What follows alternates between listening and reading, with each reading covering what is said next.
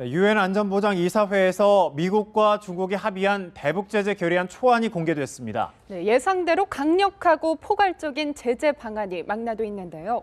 워싱턴 연결해서 자세한 소식 들어보겠습니다. 김범현 특파원.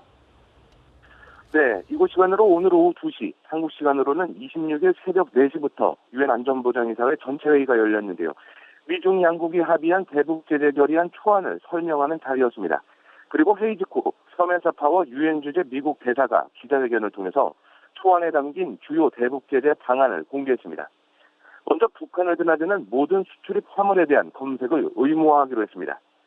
지금까지는 대량 살상 무기 등 대북 수출 금지 품목을 실은 것으로 의심되는 선박에 한해 검색이 이루어졌다면 이젠 모든 화물 선박으로 검색 대상을 확대한 겁니다. 모든 북한 수출입 화물에 대한 검색 의무화는 이번이 처음으로 국제사회가 사실상 북한의 바닷길을 봉쇄했다고 할 수 있습니다. 북한에 대한 항공유, 나아가 로켓 연료 공급도 금지됩니다.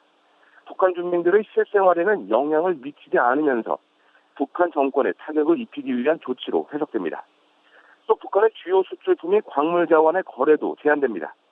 석탄과 철광석, 히토류, 금, 티타늄 등이 그것으로 북한의 대중 수출 중 절반 이상이 광물 자원이라는 점에서 역시 북한으로서는 큰 압박을 느낄 것으로 예상됩니다. 핵과 미사일 개발에 관련된 북한의 기능 17명, 그리고 단체 12곳에 대한 제재를 의무적으로 부과하는 내용도 초안에 담겼습니다.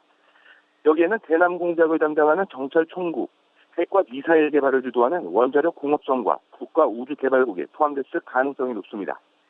또 북한의 무기 수출입 금지, 불법적인 은행 거래 시 북한 외교관 추방 등도 제재안에 포함됐습니다. 서멘사 파워 유엔 주재 미국 대사는 이런 내용의 제재안 초안을 설명하면서 이번 제재는 20년 만에 가장 강력하고 포괄적인 안이라고 강조했습니다. 지금까지 워싱턴에서 전해드렸습니다. 데니얼 러셀 미 국무부 동아태 차관보가 오늘 방한합니다. 대북 제재와 북핵 문제에 관해서 포괄적인 논의가 이뤄질 것으로 보입니다. 이태수 기자가 보도합니다.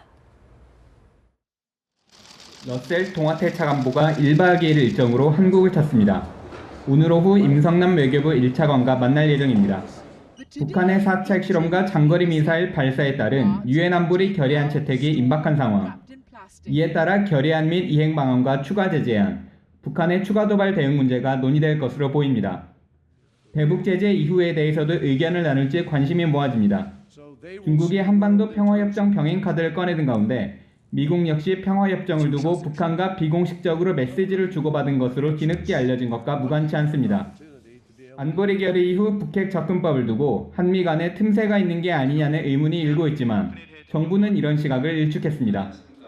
북한이 도발에 대해 뼈아픈 대가를 치르고 북한이 변화할 수밖에 없는 환경을 조성하는 데 집중해야 할 때이며 앞으로 북한과의 그 어떠한 대화에 있어서도 비핵화가 최우선이라는 일관된 입장을 견지하고 있습니다. 한편 러셀 차관보가 한국에 이어서 중국을 찾을 것으로 알려지면서 한중 간 갈등 해난인 고고도 미사일 방어체계, 사드 문제도 거론될 가능성이 점쳐지고 있습니다. 연합뉴스TV 이태수입니다.